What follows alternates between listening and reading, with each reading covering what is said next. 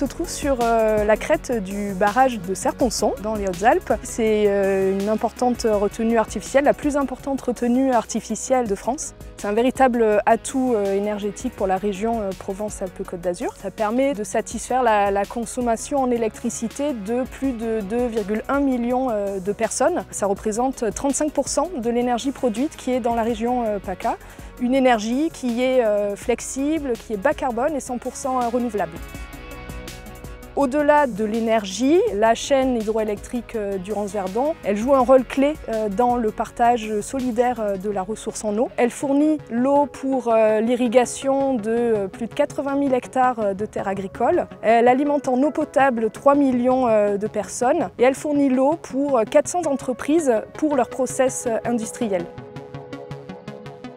Avec le changement climatique, on va devoir faire face à des années sèches qui seront plus fréquentes. Le territoire de Serre-Ponçon, les acteurs de Serre-Ponçon se sont emparés de cette question. Et notamment, on a signé il y a 2 ans un partenariat avec le SMADECEP qui engage un grand plan de résilience de Serre-Ponçon.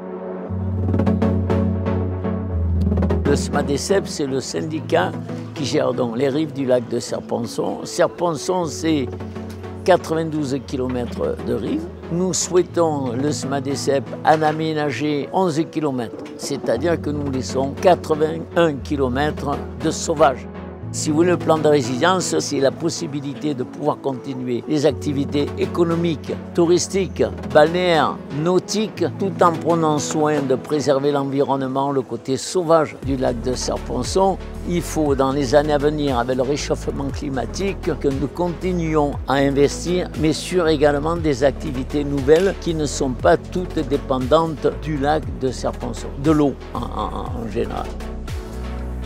Tout est calculé pour que l'écologie soit un acteur important dans ce développement et dans l'environnement des Hautes-Alpes.